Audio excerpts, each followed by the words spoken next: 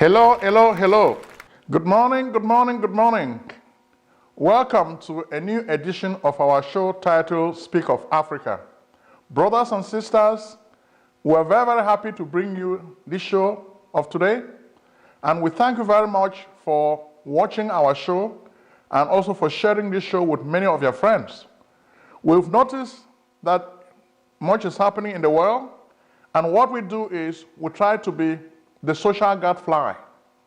As Socrates used to say, we want to be the conscience of society, and we want to make sure that we bring this information to your attention.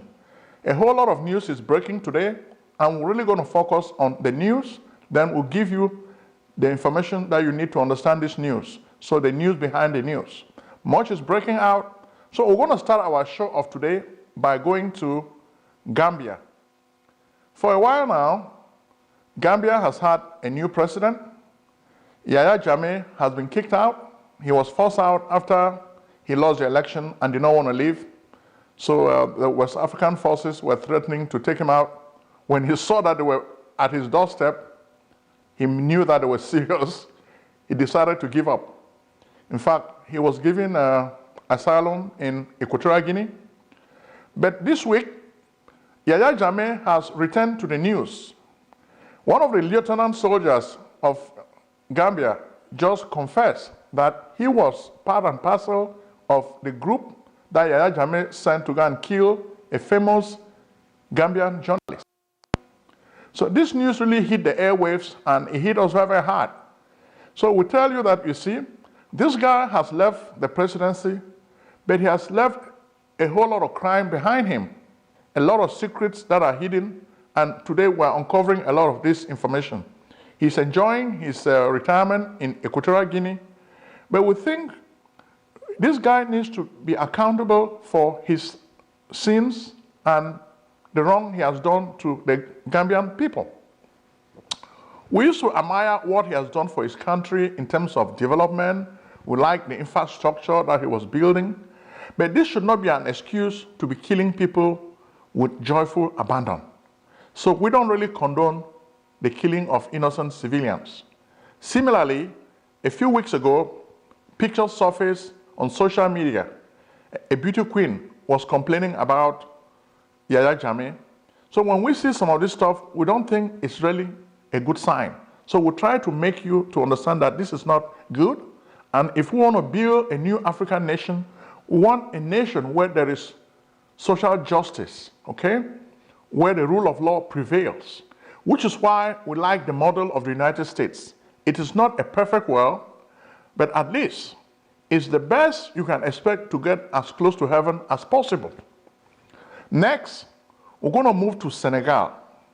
A few weeks ago, Macky Sall was re-elected as the president of Senegal. When we looked at it, this was not really a free and fair election. Okay, he manipulated. He made sure that most of his opponents were jailed. People like Karim Wade were jailed so that he can win the election in the country. But a few days ago, a report fell into our laps. This was a report of bribery and corruption. You get Macky Sall and his family making deals which impoverish the country. Oil concessions. Foreign companies are giving concessions. Sometimes these are fake companies that do not even exist. They give them contracts and they siphon the money and share it with Macky Sall's family. When you look at pictures of Macky Sall, you may think that, oh, this is a really good African leader. He's doing much for his country. He's developing. But this guy is also filling his pockets with a lot of dollars, okay? Money that he doesn't really deserve to have.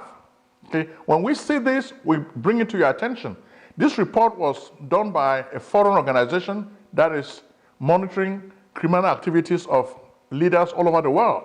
You've heard about the Panama Papers. So this was a similar investigation that was done. And Macky Sall was accused of misusing funds from oil concessions, giving contracts to foreign companies, so that the state loses a lot of money just because of the actions of the president. The state should be receiving a lot of money so that they can help the poor people. As one of the Senegalese was complaining, Fatima, look at what is happening. Instead of using this money to help the poor people of Senegal, Mr. Macky Sall is using the money with his family and his cronies to enrich himself, which is not good. We will not really blame Mr. Macky Sall alone. Even Abdoulaye Wade, the famous guy of Nepal, were thinking that, oh, this is a new kind of leader. This is the father of Senegalese democracy. That's false. This guy is not really a Democrat at heart. Abdoulaye Wade was also very, very corrupt. This report also showed that Abdoulaye Wade's family was also involved in the same game. So it's like when these guys come to power, they already know the wrong things the other guy was doing. So instead of doing the right thing, they just continue doing the wrong thing. So on this show, we have to hold them to account. We have to make you know what they are doing. So this is a big report. I shared it on my Facebook page, and I want most of you to know about what is happening so that you can hold these people accountable.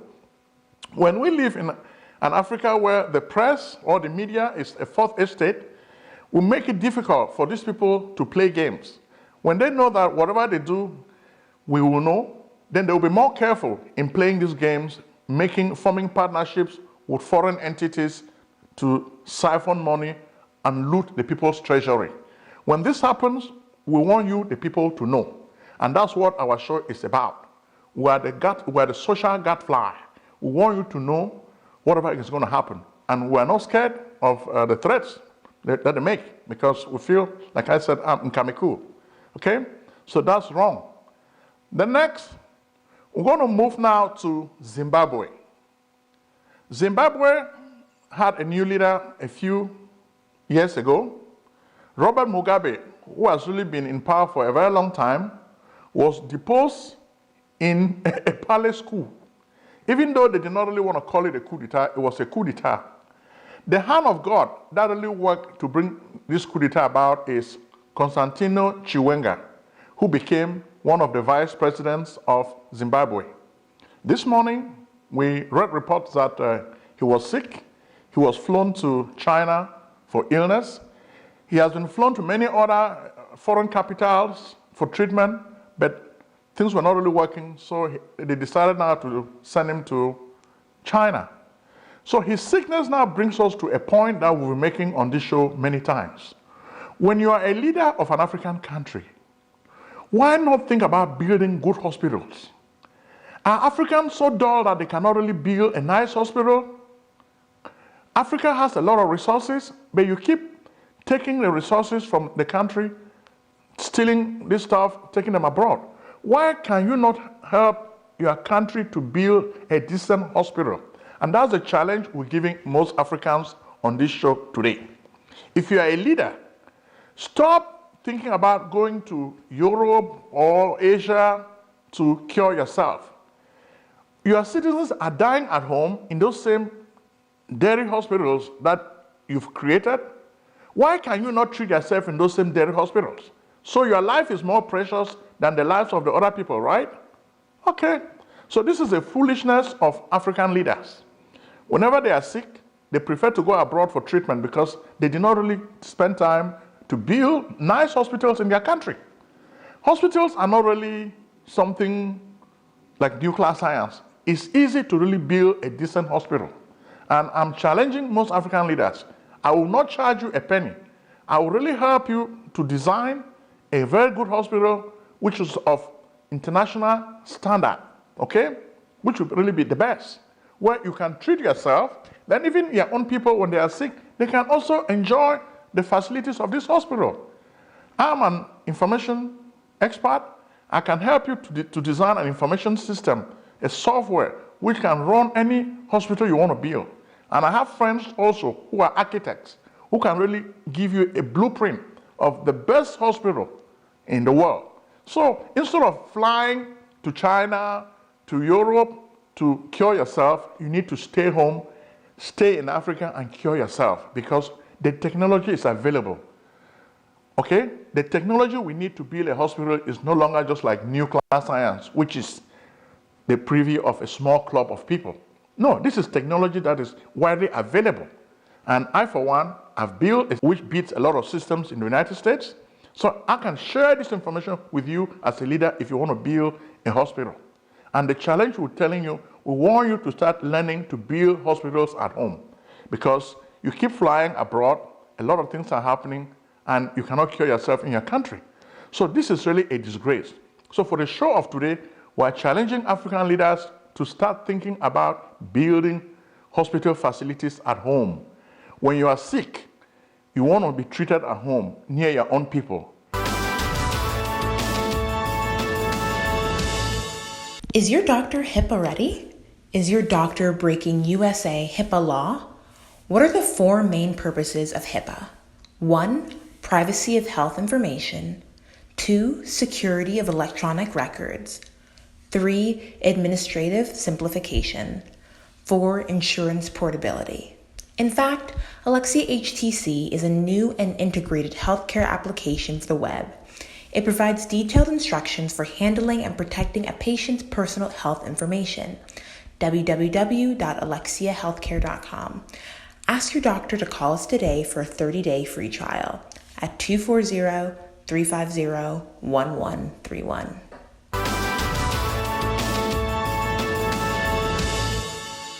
We take you now to Cameroon. Mr. Biya, again, our good friend, is not in the country. We just learned that a flying ambulance came from Europe, and it has taken him to Luxembourg. Luxembourg is a very small Western European country sandwiched among France, Belgium, and Germany. So this is where he's hiding.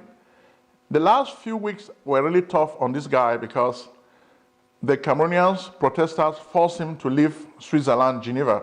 He could not really get the treatment he wanted because there was so much chaos, so much pandemonium. So he had to run away. They had to ship him back to Cameroon. But because the guy is seriously sick, just as we were telling you this, we've received information from some Swiss doctors. Legally, they are not really supposed to share a patient's medical chart, but we're able to use tricks to really pick at Mr. Biya's medical chart, which consists of a lot of illnesses that you expect of an octogenarian, okay? The guy has respiratory problems. People are really saying, what is his state of health? In Cameroon, it's a state secret, but we're revealing the secret to you now so that you need to know what is happening to this individual. He has respiratory problems. He has prostate cancer. Then he also has Alzheimer's disease. On 20th May, you saw the manifestation of this disease in full view, okay? The wife was raising his hands. You saw it yourself. I'm not just telling you. Those are just the symptoms of Alzheimer's disease, okay? And besides, the guy has a heart disease. He cannot really climb steps, so he has to really walk slowly.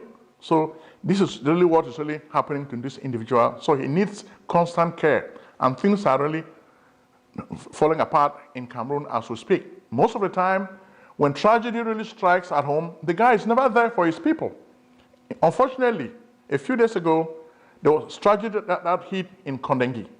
Kondengi is a maximum security prison in Yaoundé, the capital of Cameroon. Amber boys and other Northwest and Southwest Anglophone folks who were imprisoned in Kondengi decided to stage a protest because the conditions in this prison are just terrible. In fact, we don't really have enough time to talk about Kondengi prison today. But we just want to let you know that the conditions are very, very hostile, harsh. I mean, it's just like hell on earth. This is where these young people are living. So you have so many quarters, then depending on how much money you have, they will put you in a nice place, but there's nothing nice about it because the whole place is terrible.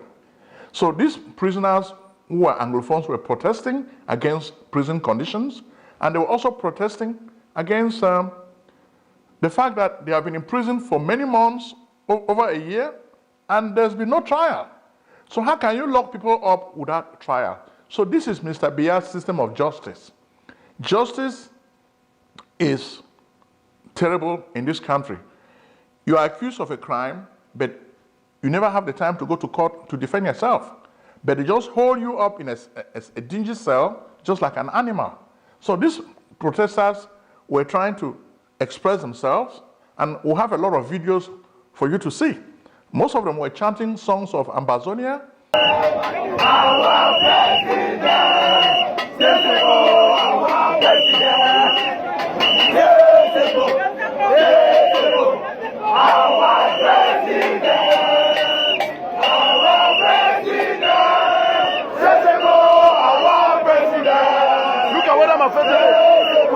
They were also chanting against school resumption, because one of the issues that is going on in Cameroon today is school resumption.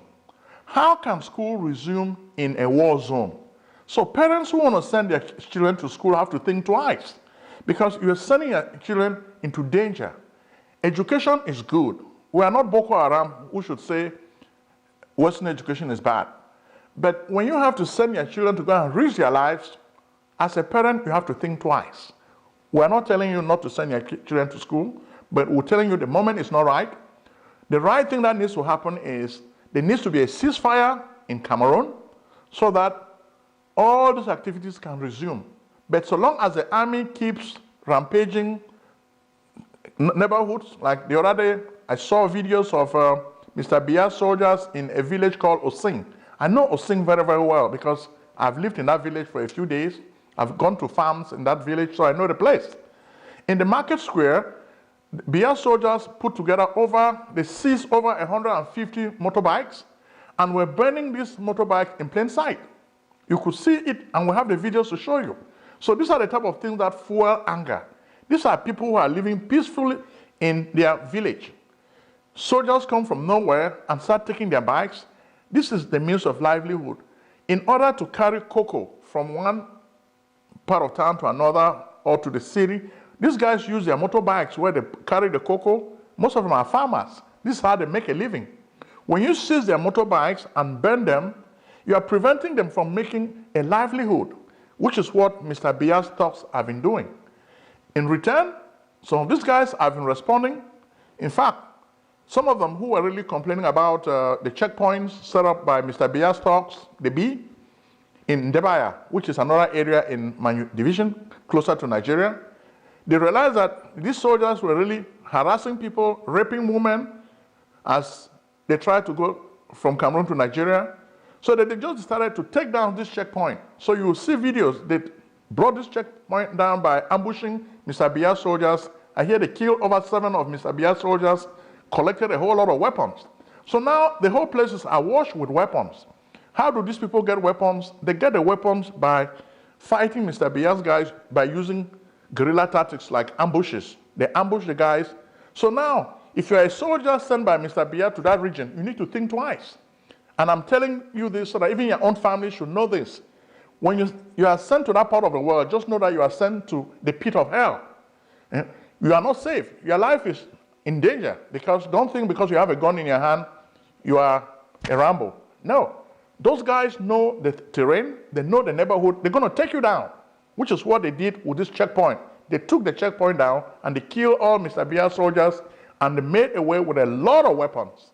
In fact, this is how these guys acquire the weapons. They don't have access to weapons, but by conducting these raids and ambushes, they are able to collect a lot of weapons from the enemy. So we're telling you that if the international community does not come in to resolve this Anglophone problem, it's going to become even worse than Boko Haram in Nigeria and the Lake Chad Basin. Okay? We always give the warning, but for some reason, the international community is so focused on hypocrisy and its financial interests. They don't really pay attention to the problems that we think they should pay attention to. As a result, a problem that starts small festers and festers and festers. So that's really what is really happening, okay? And because of that, we're going to move now to Nigeria. Life insurance money secrets of millionaires and billionaires exposed. Discover how America's rich and famous exploit these arcane tools to build fabulous wealth. Why should these big white guys have all the fun? Let Prince Ojong, the celebrity author of The Miraculous Millionaire, show you the little understood life insurance way to riches. Are you still doubting the good things that life insurance can do for you? Trust strategies, estate planning, 401k rollover, annuity contract, cash value, education funding, executive benefits, income protection, life protection, living benefits, mortgage protection, tax-free retirement. Think and grow rich with life insurance. Your amazing journey to wealth begins by calling Prince Ojong at 240-350-1131.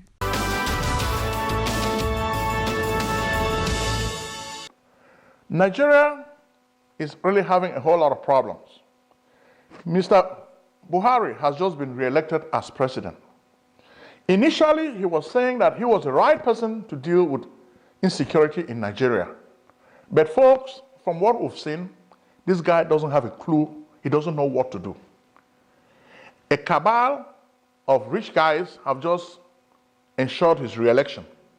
But we think if this guy were to be given a grade as a student, we'll give him the F grade, F. He has failed. And if he stays here, things are going to get worse. Because before we even came to the studio a few days ago, there was the Sokoto killing, okay? So many people, over 37, were killed in Sokoto, okay? Every day you hear kidnapping and mass killing, okay? All of this is happening. Every time he will say, I'll do something. What's Mr. Buhari going to do about it? The solution is not militarization. We've said this on this show so many times. We don't need to be a president to know how to handle a security crisis. I think Mr. Buhari needs to sit back. If he doesn't know what to do, he can ask ordinary Nigerians. They would educate him on what he should do to resolve the security issue in Nigeria. Since 2015, Mr. Buhari has imprisoned their leader, and they have received intelligence that their leader is doing poorly in health. His health is worsening. And they feel that as a humane gesture, Mr. Buhari should even consider releasing their leader. But they have continued holding him, not even giving him good medical treatment, and they are worried that their leader may die anytime soon. And this is what is really driving them crazy. Then when they try to protest freely, Mr. Buhari sends soldiers to shoot and kill with live ammunition, which is a common practice we see in Africa. So this is the wrong approach. In the Western world, don't we have protesters? People protest. If the right to protest is enshrined in the Constitution, then why don't you want people to protest? When people protest, they express their concerns. Just as we're taping this show, there are protests going on in Puerto Rico, next door to us. So why is it that in Africa, the leaders don't want people to protest? Protest means something is not going on right, and we need to address the issue that is not going on well. So when this happens, why should a leader always get scared and try to prevent people from protesting? So we need to learn. And for Mr. Buhari, it looks like you don't really know what to do about this security crisis, okay? So you need to allow ordinary Nigerians to educate you on what to do. I will start first. Militarization is wrong. Crime and punishment. There are so many issues that you are just being befuddled, okay? You're not just handling them right, okay? You've been getting a lot of open letters. Even former President Obasanjo has written to you. Mr. Obasanjo may not be influential in Nigerian politics, as some people say, but his voice now seems to be a voice of reason. He's a concerned statesman. So many people are in Mr. Obasanjo's position. They are complaining about insecurity in Nigeria. You promised to make this insecurity go away, but it has gotten worse. So why not sit down and try to get help? When we look at the issue with insecurity in Nigeria, we think that you need a fresh and wholesome approach, okay? We've been hearing a lot from ordinary Nigerians on what could be done to address this issue, and we hope that you can send your people to talk to ordinary Nigerians so that they can share some of these fresh and wholesome ideas with you. One is the whole idea of domestication. Do not just take foreign technology of mass destruction and just implement it with joyful abandon. It's not going to work.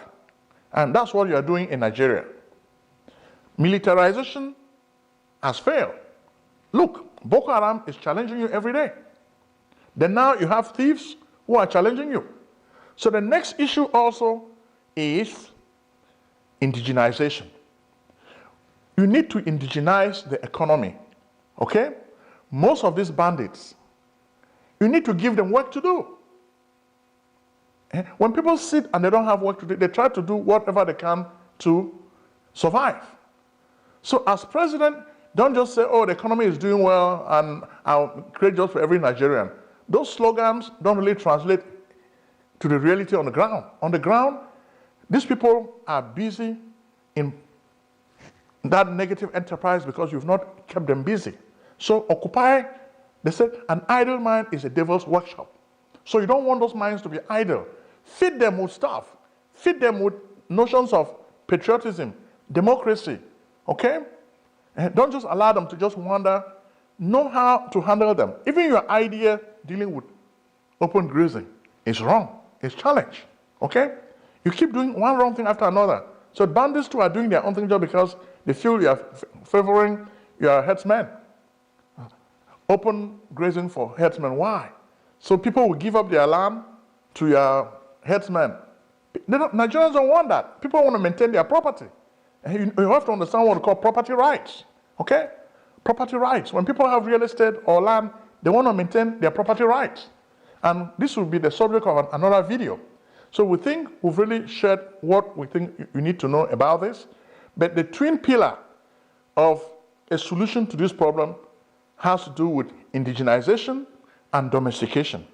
So if you need us, we can write a blueprint which can help you to handle the security crisis in Nigeria. We will not charge you a penny. In fact, we will sit down, brainstorm with average Nigerians, and we'll give you a map, a roadmap that will help you to solve the security crisis in Nigeria. Because as far as we are concerned, as a student, you have received the F grade. It means you don't know anything, you'll be mumu. So we are sorry, but you are president, but you are a president who knows nothing. If this continues, as we are telling you now, a coup d'etat can come. First, you've been taken out by a coup d'etat before. And the way we're seeing things going, if this insecurity continues, the military will be forced to take over, okay? Because it looks like the Yorubas will be doing their own thing, the Igbos their own thing, then the people in the north their own thing. And I think most of the military guys will not want to tolerate so much indiscipline and chaos. They will have to put a stop to this madness. So in order for this not to happen, pay attention to what we're telling you, okay? So this is a personal message from the African Nation TV. So we're telling you, do something about it. If you sleep, somebody will wake you up and you'll find yourself where you found yourself before when Babangida took you out, which is what we see looming on the horizon. Thank you very, very much for watching our show. And we would like to tell you to share this show with your friends. The more you share, the better we get more views and people get to know about our message and our movement.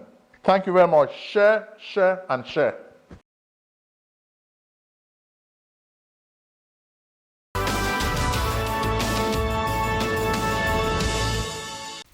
Selling a service or a product? Need buyers? Use the African Nation TV as a channel to reach many viewers. Act now and call Prince Ojong at 240-350-1131. That's 240-350-1131. Act today.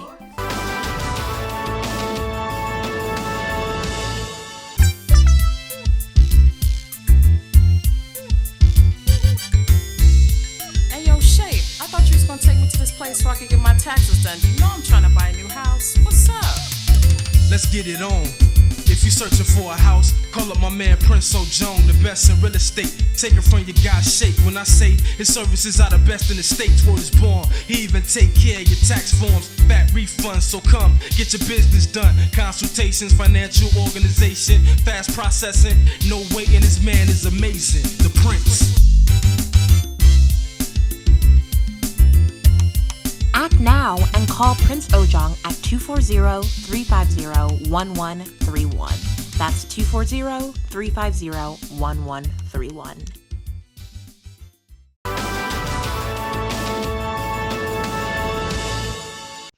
Yes, Defense Council. Thank you very much. My brother them. We don't talk. The only thing I say, we don't agree for Defense Council for Ground Zero. Say no school resumption, period.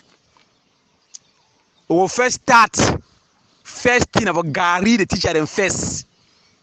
Teacher, a motive, a bad pass all motive for this school resumption. We Gary them. Anybody sell books for market, for school resumption, we go sell book for market, we catch you, we Gary that bookshop down with fire. Before crossing our parents the way they begin to go school and they begin to be innocent where they go school.